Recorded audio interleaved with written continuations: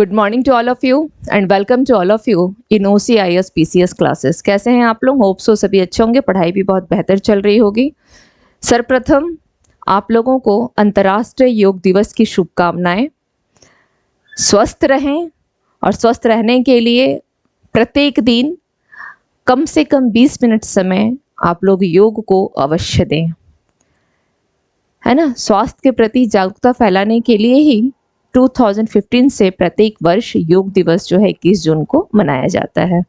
चलिए, तो अब हम लोग देख लेते हैं आज के इम्पॉर्टेंट इश्यूज कौन कौन से हैं जो आपके एग्जामिनेशन पॉइंट ऑफ व्यू से इम्पॉर्टेंट है। तो आते हैं फर्स्ट इश्यूज पे। आज का दिन कुछ ऐसा रहा कि आप लोगों को वीडियो जो लेट से अपलोड होने के पीछे कुछ रीज़न आ गई कि पहले क्लास का जो 40 मिनट्स या 30 मिनट्स जो क्लास की रिकॉर्डिंग होती है उसमें वीडियो की प्रॉब्लम आ गई। ठीक है, वो नहीं हो पाया। 40 मिनट्स रिकॉर्ड तो हुई लेकिन वीडियो शो नहीं हुआ। उसके बाद फिर से जो वीडियो अपलोड करने की कोशिश की गई तो ऑडियो नहीं आया। तो ये कुछ ऐसी प्रॉब्लम, पता नहीं ये क्यों प्रॉब्लम ऐसे आई, लेकिन ये सभी प्रॉब्लम। और उसके बाद जब फिर से कोशिश की गई रिकॉर्डिंग की तो एक ऐसी कॉल आ गई जो थोड़ी सी दुखद भरी कॉल थी, तो उसमें थोड़ा सा समय चला गया और आज आप लोगों को इसलिए वीडियो जो है लेट से अपलोड हो पाई है। ओके, तो खैर ये जीवन है और जीवन में क्या है, उतार चढ़ाव जो है वो आते रहेंगे, है ना। अगर वीडियो लेट से अपलोड हुई है कोई बात नहीं है, आप लोगों को क्या है न्यूज़ जो है वो मिल जाएगी। जितने भी इम्पोर्टेंट इश्यूज हैं वो तो मिल जाएंगे और थोड़ी बहुत जो है अपने आप को क्या है चीज़ों के साथ सामंजस्य बना के चलने की प्रवृत्ति क्या है भारतीयों में ही है कि हर उतार चढ़ाव में लोग सामंजस्य बैठा लेते। ये हम लोगों की ये है ना, हमारी संस्कृति में ही है। तो कोई बात नहीं है, थोड़ा सा मैनेज कर लीजिएगा। ओके, चलिए तो देख लेते हैं आज की जो है इम्पोर्टेंट इश्यूज कौन सी है। सबसे पहले है PM मोदी ने अफ्रीका संघ के लिए क्या किया है, G20 की पूर्ण सदस्यता का आह्वान किया है। तो मोदी जी के द्वारा क्यों किया गया है, क्योंकि इस साल मोदी जी जो है जो है वो क्या है भारत की G20 की अध्यक्षता कर रहे हैं, है ना। इस साल की मेजबानी किसके पास मिली है, प्रेसिडेंसी किसको मिली है G20 की, तो भारत को मिली। इसलिए मोदी जी के द्वारा अफ्रीका संघ के लिए G20 में पूर्ण सदस्यता का आह्वान किया गया है। चलिए, तो सबसे पहले देख लेते हैं भारत जो है भारत सितंबर में क्या आयोजित हो रहा है, G20 की शिखर सम्मेलन आयोजित होगी और उसकी मेजबानी कौन करेगा, उसकी मेजबानी भारत द्वारा की जाएगी। उसकी मेजबानी भारत द्वारा की जाएगी। ठीक है, तो ये तो हो गई आप लोगों की ये फर्स्ट पॉइंट ये हो गया कि G20 की मेजबानी इस साल भारत कर रहा है। अब हम लोग थोड़ा सा देख लेते हैं अफ्रीका संघ को। तो अफ्रीका संघ जो है इसमें अफ्रीका महाद्वीप के 50 देशों से मिलकर बना है। ये 55 देशों से, ठीक है, 55 कंट्रीज जो है इसमें शामिल हैं और इसका गठन, इसकी स्थापना कब हुई थी, 2001 में की गई है। तो यह 55 देशों से बना है। इसकी स्थापना 2001 में की गई है। चलिए, इसके साथ ही हम लोग और कुछ पॉइंट्स है वो देख लेते हैं। क्या है एक्चुअली क्या हुआ था कि संयुक्त राष्ट्र महासभा में इसको क्या है अस्थाई प्रतिनिधि का जो है दर्जा मिल चुका है। अस्थाई पर्यवेक्षक का, सॉरी प्रतिनिधि नहीं होगा, स्थायी पर्यवेक्षक का दर्जा इसे मिल चुका है। किसमें, संयुक्त राष्ट्र महासभा में। ओके, संयुक्त राष्ट्र महासभा में अस्थाई पर्यवेक्षक का दर्जा दिया जा चुका है। ओके, अस्थाई पर्यवेक्षक का। अब इसकी मुख्यालय कहाँ है, अफ्रीका संघ का मुख्यालय कहाँ है, तो इथोपिया में एक जगह है अदीस अबाबा। तो ये इंपॉर्टेंट नहीं, अदीस अबाबा याद नहीं रखना है, इथोपिया याद रखिएगा, इसका मुख्यालय है।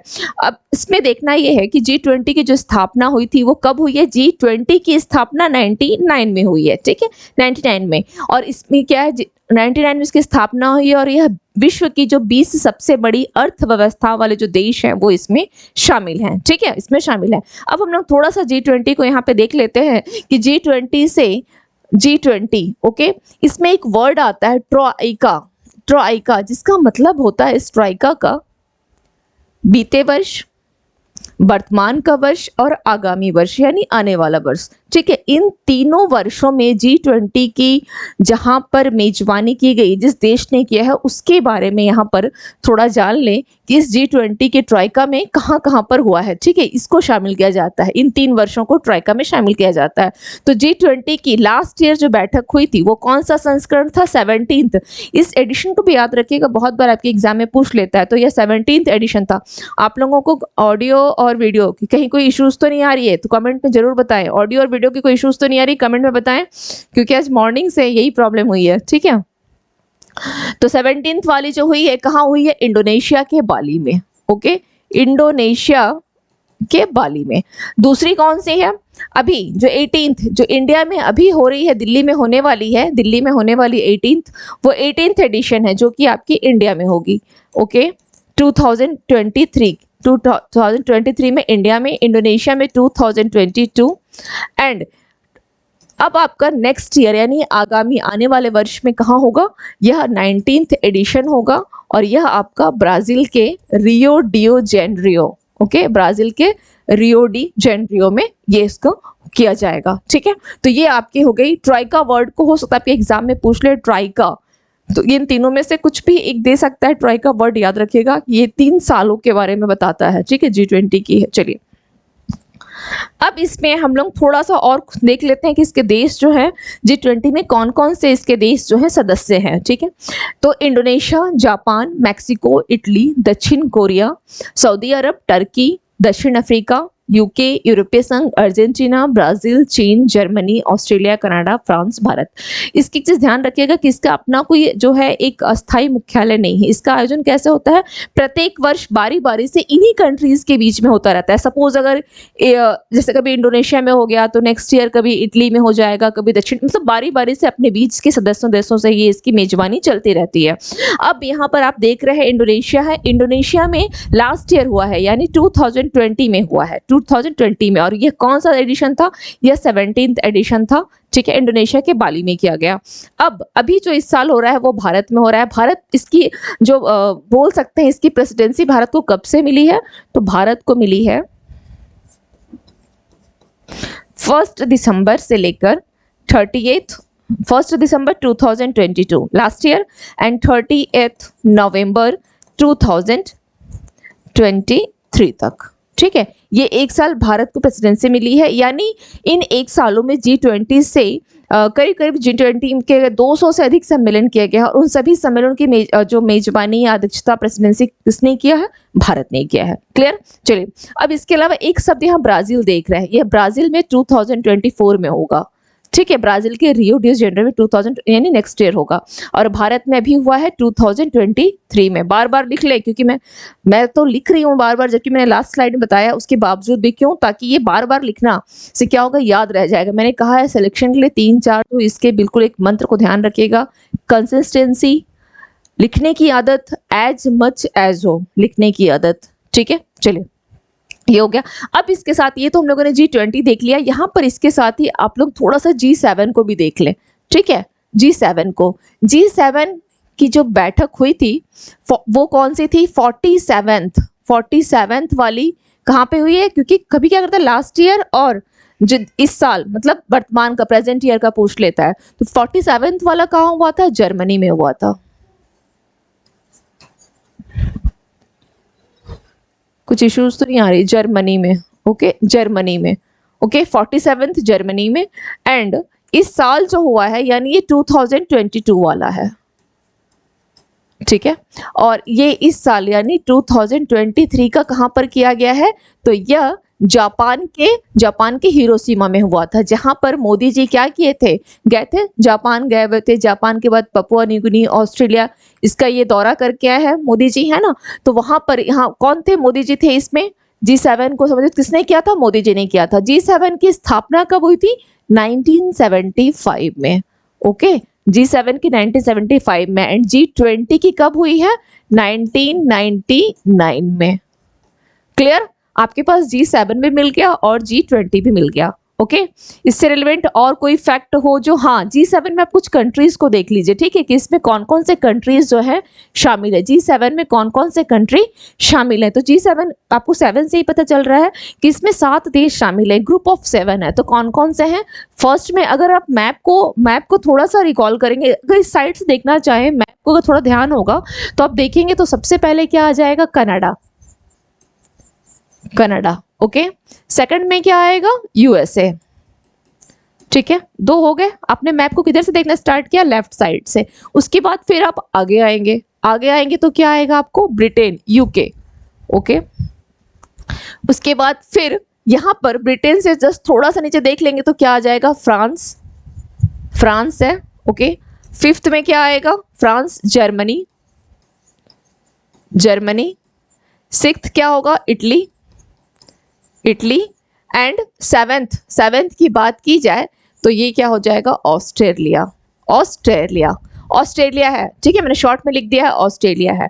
अब आप लोग यहाँ पे देख लें कि जितने G7 में है, कनाडा है, तो कनाडा आपका इसमें भी शामिल है, G20 में भी शामिल है। हालांकि इसमें कंफ्यूज कर जाएगा फिर ऐसे, है ना, कनाडा ऑस्ट्रेलिया इसमें शामिल है, फ्रांस तो नहीं है, बट छोड़ दीजिए इसको, ठीक है, इसके साथ कंपेयर मत कीजिए, अदरवाइज में कंफ्यूजन हो जाएगी। केवल ध्यान रखिएगा कि आप लोग जब लिख रहे हैं तो वहाँ पे एक तरफ G20 तो है ही ये देश, और G7 में भी जो जो कंट्रीज हैं वो ध्यान रख लीजिएगा, ठीक है। बहुत आसान है, मैप बिल्कुल अगर दिमाग में बैठा है, और दिमाग में बैठा रहना भी चाहिए, क्योंकि ज्योग्राफी तो GS में आप लोग तो पढ़ ही रहे हैं ज्योग्राफी, तो मैप को बिल्कुल ध्यान में रखें। चलिए नेक्स्ट देख लेते हैं, नेक्स्ट इशूज क्या है देखते हैं।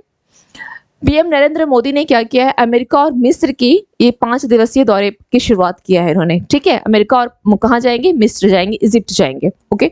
देख लेते हैं। संयुक्त राज्य अमेरिका जो है, अमेरिका माल और सेवाओं में, किसमें, माल और सेवाओं में यह भारत का क्या है, सबसे बड़ा व्यापारिक भागीदार देश है, सबसे बड़ा व्यापारिक भागीदार देश है, किसमें, माल और सेवाओं में, ओके। क्वेश्चन पूछ सकता है कि किस क्षेत्र में है, तो माल और सेवाओं में। भारत का दूसरा सबसे बड़ा व्यापारिक भागीदार देश कौन सा है, दूसरा, फर्स्ट तो अमेरिका हो गया, सेकंड में कौन सा है, चीन है, थर्ड में कौन सा है, संयुक्त अरब अमीरात यानी UAE, फोर्थ कौन सा है, सऊदी अरब, सऊदी अरब, सऊदी अरब क्या है, फोर्थ में है, ठीक है, सऊदी अरब फोर्थ में है।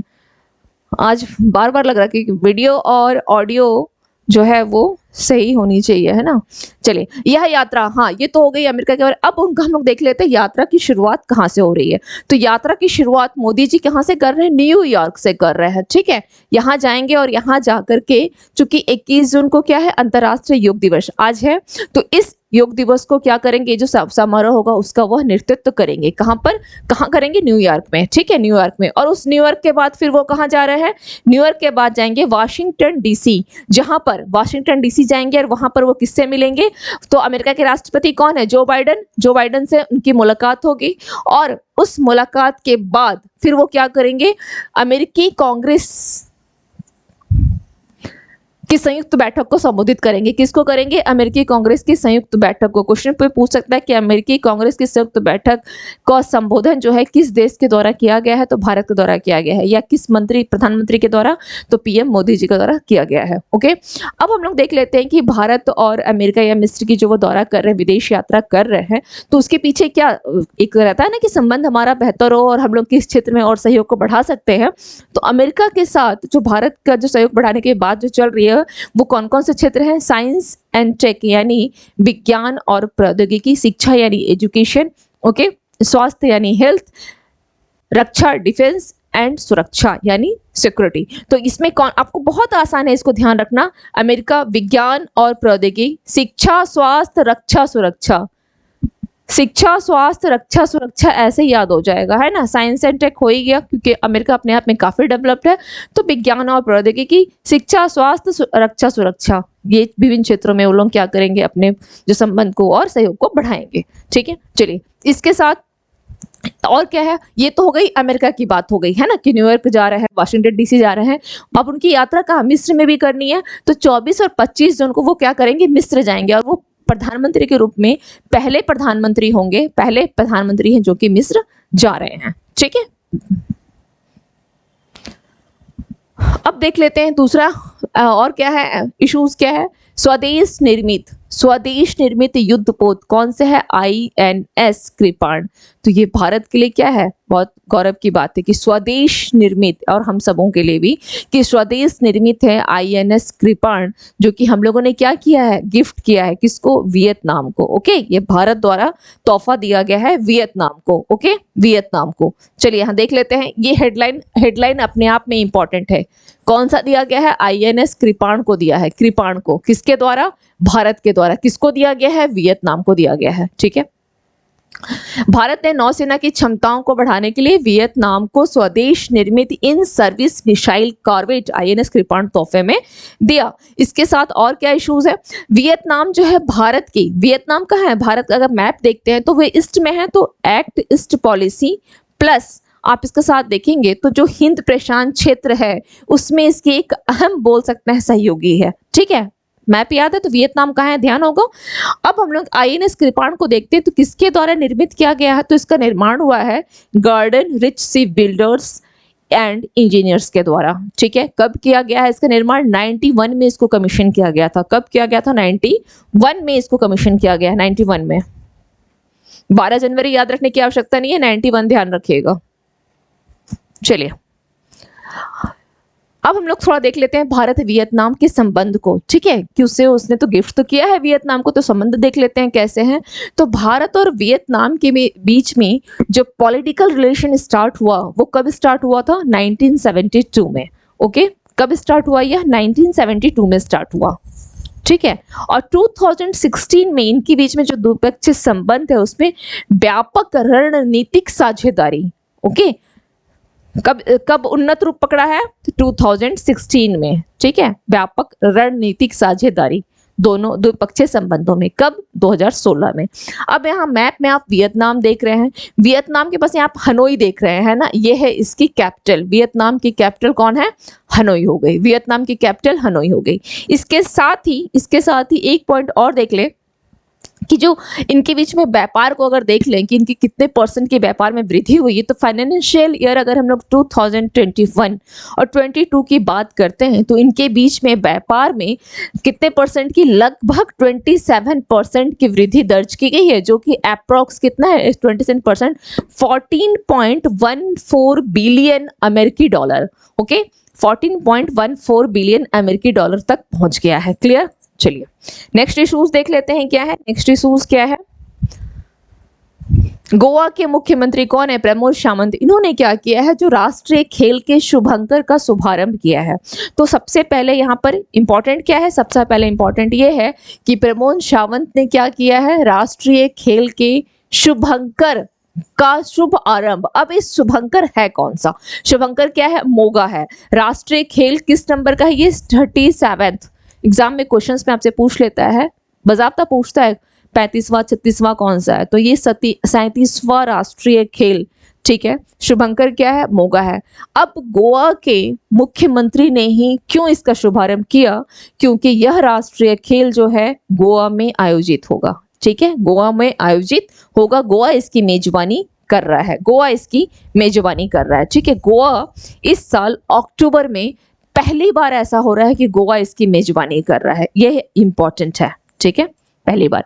तो आपके पास क्या है, इससे संबंधित कौन कौन से पॉइंट ध्यान रखने हैं, शुभंकर मोगा 37वां राष्ट्रीय खेल आयोजन गोवा में, गोवा मेजबानी कर रहा है, और वह जो मोगा है शुभंकर, उसका किसने किया है शुभारंभ, गोवा के मुख्यमंत्री कौन है, प्रमोद सावंत। ठीक है, ओके। और हर घर नल का जल जो योजना है, हर घर नल का जल, उस योजना में प्रथम राज्य जो बोला जाएगा जिसे अगस्त 2022 में घोषित किया गया, तो वह गोवा ही था। ठीक है, गोवा ही था हर घर जल में, ये फैक्ट भी याद रखे रहिएगा। चलिए, नुसरत चौधरी अमेरिका की पहली मुस्लिम महिला संघीय जज, क्या नाम है, नुसरत चौधरी। ओके, ये हेडलाइन याद रखिएगा, हेडलाइन ध्यान रखिएगा, नुसरत चौधरी अमेरिका की पहली मुस्लिम महिला संघीय जज।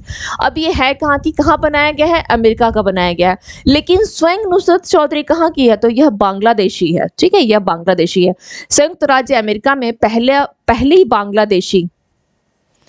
बांग्लादेशी अमेरिकी, ध्यान रखिएगा, नुसरत चौधरी जो है बांग्लादेशी है। ठीक है, बनाई कहाँ गई है, कहाँ पर इन्हें पहली मुस्लिम महिला संघीय जज बनाया गया है, अमेरिका में बनाया गया है। ओके, नेक्स्ट देख लेते हैं इश्यूज क्या है। भारतीय शटलर कौन है, रंकी रेड्डी, सात्विक है ना, सात्विक साईराज रंकी रेड्डी और चिराग सेट्टी दिया हुआ है, ने इंडोनेशिया ओपन जीता। इंडोनेशिया ओपन जीतने का मतलब ये नहीं कि इन्होंने इंडोनेशिया ओपन जीतने का मतलब ये नहीं है कि इन्होंने क्या किया है कि इंडोनेशिया को हार करके भारत जीत गया, ऐसा नहीं है। इंडोनेशिया ओपन क्या है, इंडोनेशिया ओपन के जकार्ता में, इस खेल का नाम क्या था, इंडोनेशिया ओपन कहां पर खेला गया? ये इंडोनेशिया के जकार्ता में, जकार्ता में, ओके, जकार्ता में खेला गया। ये तो यहाँ पर इसका आयोजन हुआ था, इंडोनेशिया के यहाँ पर इसका आयोजन किया गया, ठीक है, जकार्ता में। अब यहाँ पर अगर आयोजन यहाँ हुआ है और जीता है, उस खेल का नाम क्या है? Indonesia open. तो इन्होंने किसको हराया? इन्होंने हराया किसको? इन दोनों ने किसको हरा दिया? सबसे पहला पॉइंट लिखे, इन लोगों ने मलेशिया को हराया था, ओके, मलेशिया, इन्होंने मलेशिया को हराया। अब ये दोनों क्या है? ये दोनों एक युगल जोड़ी हैं, है ना, युगल, पुरुष युगल आप देख ही रहे हैं, दोनों नाम जो आप देख रहे हैं यहाँ पे, ये दोनों क्या है? पुरुष युगल, ओके। तो इन्होंने जो हराया वो भी किसी युगल पेयर को ही हराएंगे। तो मलेशिया के वो दो खिलाड़ी के नाम आप लोग लिख लें, मलेशिया के आरोन चिया, ओके, और दोनों खिलाड़ी का नाम क्या है? आरोन चिया। एक खिलाड़ी आरोन चिया और दूसरे कौन है? सो यूई इका, ओके, इका है, चीका मत लिख दीजिएगा, इका है, इका, ओके। ये दोनों हैं मलेशिया के, ये दोनों, इन दोनों को इन दोनों ने हरा दिया, इस पेयर को हराया है, ठीक है। ये पुरुष युगल, ये दोनों क्या हो गए? पुरुष युगल, ठीक है, इनको हरा दिया, क्लियर, पुरुष युगल को हराया। अब यहाँ पर एक पॉइंट इनके साथ और इम्पोर्टेंट है कि ये जो आप देख रहे हैं सात्विक रायराज को, सात्विक, क्या नाम है इनका? सात्विक साईराज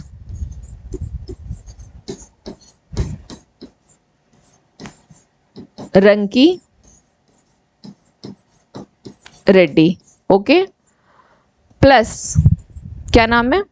चिराग शेट्टी, ठीक है। इनके नाम से एक चीज ध्यान रखिएगा, इनके बारे में एक और पॉइंट ध्यान रखिएगा कि ये दोनों जो हैं बर्मी, ठीक है, बर्मिंघम, बर्मिंघम, ओके। यहां पर इन लोगों ने जो कॉमनवेल्थ हुआ था, कॉमनवेल्थ, इस कॉमनवेल्थ में इनको क्या मिला था? गोल्ड मिला था। यही दो पेयर को, यही दोनों थे उस समय, ठीक है, यही पेयर थी उस समय भी, पुरुष युगल में यही पेयर थे जिनको बर्मिंघम में भी क्या मिला है? गोल्ड मिला है। इसके साथ ही जो वर्ल्ड चैंपियन हुआ था, दूसरा क्या है? World champion, okay, world champion में यही वो पेयर थे जिनको क्या मिला है? सिल्वर मिला है, सिल्वर, ठीक है। ये दो पॉइंट्स इसके साथ ध्यान रखिएगा, क्लियर, देख लें, यहाँ पे सिल्वर मिला है वर्ल्ड चैंपियनशिप में भी, ठीक है। चलिए नेक्स्ट देख लेते हैं। ओलंपियन कौन है? भवानी देवी, ओलंपियन भवानी देवी, जिनका संबंध किससे है? तलवारबाजी से है। आप लोग एक एड भी इनका आता था ना कि गोल्ड दो, गोल्ड हटाओ, और कुछ तलवार का कुछ था इनका, कुछ ऐसा ऐड इनका आता है ना, भवानी देवी का ऐड भी आता है, आप लोगों ने टीवी में देखा होगा। टीवी के आजकल हर जगह ऐड, तो फेसबुक कहीं भी कुछ चलाओ, यूट्यूब वगैरह चलाओ तो ऐड तो दिखाई देता ही है। तो वहाँ पे इनका है ना कुछ कि माँ का गोल्ड दे करके तलवार वगैरह कुछ ऐसा कुछ दिखाता है, तो ध्यान रखिएगा। तो इसमें इनका क्या है? भवानी देवी का तलवारबाजी से इनका संबंध है, पहला तो ये हो गया। अब दूसरा क्या है कि इन्होंने क्या किया है कि चीन में क्या हुआ था? चीन के वुक्सी में एशियाई तलवारबाजी चैंपियनशिप का आयोजन किया गया, ठीक है, चीन में आयोजन हुआ, जहां पर इनको ब्रॉन्ज मिला है, कांस्य पदक मिला है। लेकिन यह ध्यान रखिएगा कि यह क्या था? क्वार्टर फाइनल था, क्वार्टर फाइनल। अब इसमें इंपॉर्टेंट ये है कि क्वार्टर फाइनल में इन्होंने किसको हराया? जो कि वर्ल्ड चैंपियन रह चुकी हैं उनको हराया, इसलिए इंपॉर्टेंट है ये। जो वर्ल्ड चैंपियन रह चुकी है उनका नाम है मिसाकी, मिसाकी, ठीक है। ये क्या रह चुकी है? वर्ल्ड चैंपियन ए मोरा, इनको इन्होंने हराया, इनको इन्होंने हराया, मिसाकी एमुरा को हराया था, ये वर्ल्ड चैंपियन रह चुकी हैं, क्लियर। चलिए ठीक है, बस अब हम लोग देख लेते हैं एशियाई फेशिंग चैंपियनशिप। ये एशियाई है, वर्ड यहाँ पे छूटा हुआ है, एशियाई। यह एशिया ओशियन क्षेत्र के लिए एशियाई तलवारबाजी परिसंघ द्वारा आयोजित एक तलवारबाजी, खैर ये इंपॉर्टेंट नहीं है, नेक्स्ट पॉइंट पे आते हैं। क्या है? हाँ, इसको जो एशियाई जो तलवारबाजी चैंपियनशिप, इसको सबसे पहली बार 1973 में, कब? 1973 में, ओके, 1973 में कहाँ पे खेला गया था? इसका आयोजन कहाँ हुआ था? तो तेहरान में हुआ था, ठीक है। उसके बाद फिर ऐसा नहीं कि ये प्रत्येक वर्ष हो रहा था तब से, ऐसा नहीं है। उसके बाद कब किया गया, फिर 1989 में इसका टूर्नामेंट शुरू हुआ, लेकिन फिर रेगुलर नहीं हुआ। लेकिन रेगुलर कब से है, 2007 से यह प्रतिवर्ष आयोजित किया जाता है। ठीक है, चलिए नेक्स्ट देख लेते हैं क्या है। हाँ, अब हम लोग आते हैं, इश्यूज हमारे फिनिश हो गए, अब हम लोग आते हैं वर्ल्ड फैक्ट्स पे। देखते हैं क्या है। किस भारतीय एयरलाइन ने 61.4% मार्केट शेयर हासिल करके इतिहास को रच दिया है, तो वह है सॉरी, वह है इंडिगो। ठीक है, विश्व के सर्वश्रेष्ठ स्कूल पुरस्कार, आप लोगों को ये जान के बहुत हैरानी होगी कि जो विश्व का सर्वश्रेष्ठ स्कूल पुरस्कार में भारत के 5 स्कूलों को शामिल किया गया है। और उससे भी बड़ी हैरानी की बात यह है कि वह 5 स्कूल जो हैं वो भारत के, जो 5 स्कूल को बोला गया है उसमें दिल्ली और गुजरात के सरकारी स्कूल का नाम आया है ना। तो ये भारत हम लोगों के लिए हैरानी की बात भी है, और इसके साथ साथ ये बहुत ज़्यादा गौरव की बात भी है हम सभी भारतीयों के लिए भी, कि सरकारी स्कूल का नाम आया है और भारत के स्कूल शामिल हैं किसमें, विश्व के सर्वश्रेष्ठ स्कूलों में। ठीक है, ये बहुत, इससे ये पता चलता है जो शिक्षा का स्तर है सरकारी स्कूल को लेकर के, अमूमन सभी के दिमाग में एक चीज़ें रहती है कि वहाँ पानी की व्यवस्था नहीं रहती, बच्चों को सही से बैठने की व्यवस्था, और ये बात भी बहुत हद तक सही थी। वर्तमान में अब ये बहुत ज़्यादा इसमें सुधार किया गया है ना। तो ये सुधार जो सरकार के द्वारा की गई है उसका प्रतिफल ही अभी सामने आया है कि विश्व के सर्वश्रेष्ठ स्कूलों में भारत के 5 स्कूलों में जो है वह सरकारी स्कूल के नाम भी आए हैं। प्राइवेट स्कूल भी है, ऐसा नहीं है, जैसे मुंबई का ओबराय स्कूल हो गया, सो जैसे इसको स्किप कर दे। लेकिन जो गवर्नमेंट स्कूल है वो इंपॉर्टेंट इसलिए क्योंकि सरकार के बहुत क्या क्या सुधार करने का यहाँ पे प्रयत्न किया है और इस अभी भी कर रही है। ठीक है, तो चलिए, तो और ये ध्यान रखिए कि जो भारत के जो सरकारी स्कूल आए हैं उसमें दिल्ली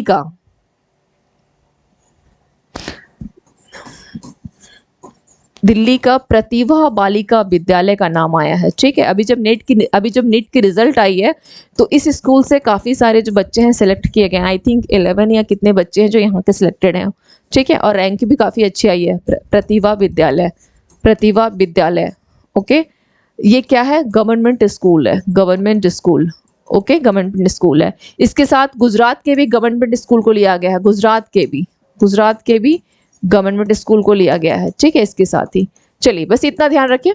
अब ये तो हो गई, तो हम लोगों की एक छवि तो जरूर बदली। इस प्रतिभा विद्यालय में आम आदमी के बच्चे ही नहीं, अधिकारी के बच्चे में इस भी पढ़ने जाते हैं। ठीक है, अब आप इसी से अंदाज लगा लीजिए कि नीट की अभी जो रिजल्ट आई है, अभी रिसेंटली जो 4-5 दिन पहले आया, उसमें इस स्कूल के काफ़ी सारे बच्चे, आई थिंक शायद 11 या कुछ, इससे ज़्यादा एग्जैक्ट मुझे याद नहीं है कितने स्टूडेंट्स हैं, और रैंक भी काफ़ी अच्छी आई है उन सबों की। ठीक है, तो ये एक बोल सकते हैं इसके लिए जो भारत सरकार है उसको बहुत क्या बोला जाए, धन्यवाद देना चाहिए, है कि नहीं, क्योंकि उनकी सुधार के कारण ही आज हम लोग इतना एक प्राउड फील कर रहे हैं, गर्व महसूस कर रहे हैं कि विश्व के सर्वश्रेष्ठ स्कूल में भारत के स्कूल का नाम आया और उनमें भी सरकारी स्कूल का नाम।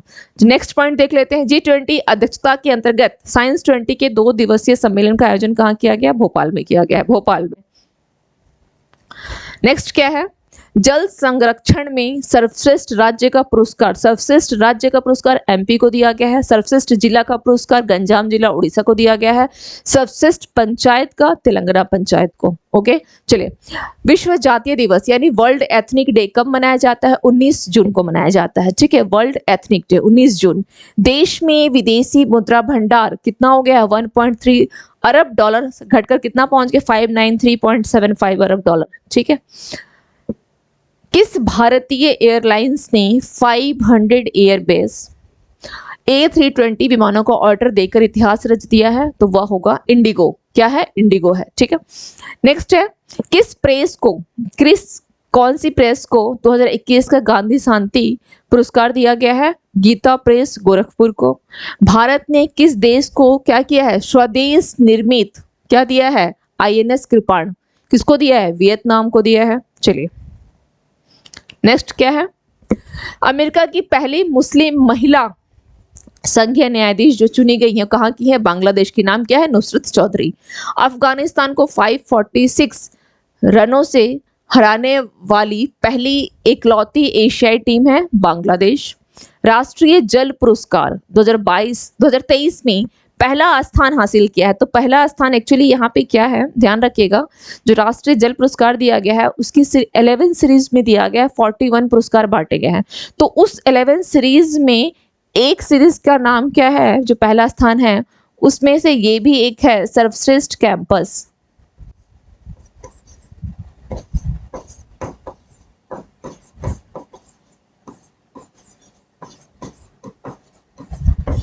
सर्वश्रेष्ठ कैंपस किसको दिया गया है, जम्मू कश्मीर के वैष्णो देवी जो शरण बोर्ड है उनको दिया गया है। ठीक है, सर्वश्रेष्ठ कैंपस के तहत मिला है। ये तो रिपीट हो गई है। नेक्स्ट देखते हैं। पाकिस्तान में ब्रिटेन की पहली महिला राजदूत Jain Marriott national collegiate table tennis association यानी NCTTA, क्या है NCTTA का पुरुष एथलीट ऑफ द ईयर का पुरस्कार जीतने वाले पहले भारतीय खिलाड़ी। ठीक है, जीतने वाले पहले भारतीय खिलाड़ी कौन बने हैं, तो भारतीय टेबल टेनिस खिलाड़ी मुदित दानी। कौन बने हैं, मुदित दानी बने हैं। ठीक है, मुदित दानी पहले कौन बने हैं, मुदित दानी। ओके, किस भारतीय एयरलाइन ने, चलिए ये क्वेश्चन रिपीट हो गई है, नेक्स्ट देख लेते हैं। इंटरकॉन्टिनेंटल 2023 खिताब भारत ने जीता है और दूसरी बार जीता है, ये ध्यान रखिएगा। ठीक है, अब नेक्स्ट क्वेश्चन है, नेक्स्ट क्या है, रॉ के प्रमुख किसको नियुक्त किया गया है, IPS अधिकारी रवि सिन्हा को। किन दो भारतीयों ने इंडोनेशिया ओपन सुपर 1000 क्या है कि जैसे मैंने आपको बताया ना कि सीरीज होती है किसी चीज की, तो इंडियन ओपन जो टूर्नामेंट थी इसकी भी सीरीज है, 4 सीरीज की, सुपर 1000 है, सुपर 750 है, सुपर 500 है, इस तरह से इसकी भी सीरीज बनी हुई है। तो यहाँ पर सुपर 1000 को किसको दिया गया है, सुपर 1000 के तहत। ठीक है, किसको मिला है, बैडमिंटन स्टार कौन है जोड़ी, सात्विक साईराज और चिराग शेट्टी, इन दोनों को मिला है। ठीक है, विश्व शरणार्थी दिवस 20 जून को मनाया जाता है। मुख्यमंत्री अभ्युदय योजना उत्तर प्रदेश सरकार के द्वारा शुरू की गई है। चलिए अब हम लोग आते हैं आज के MCQs पर। फर्स्ट MCQs है, अमेरिका की पहली मुस्लिम महिला संघीय जज कौन बनी है, अमेरिका की, का नाम है नुसरत चौधरी, जो कहाँ की रहने वाली है, बांग्लादेश की है। कहाँ की है, बांग्लादेश की। इसका आंसर D हो जाएगा। नेक्स्ट क्वेश्चन देखते हैं।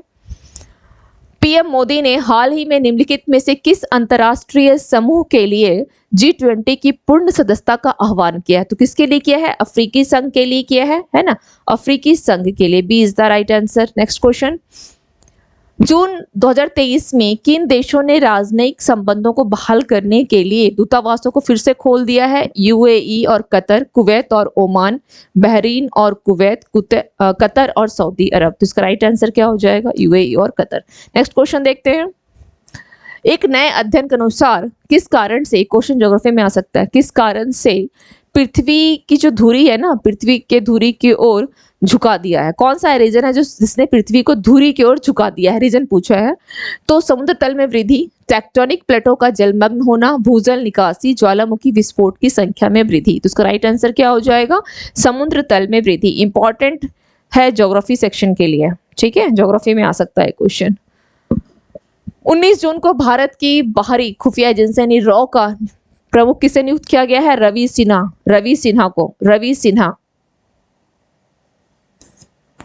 नेक्स्ट देख लेते हैं। किस देश के प्रधानमंत्री क्या करेंगे, अमेरिकी कांग्रेसी जो संयुक्त बैठक उसको संबोधित करेंगे। किस देश के प्रधानमंत्री, तो भारत के करेंगे। कौन, मोदी जी कर रहे हैं। ठीक है, मोदी जी करेंगे। कब करेंगे, 22 जून को करेंगे। 5 दिवसीय यात्रा पे जा रहे हैं।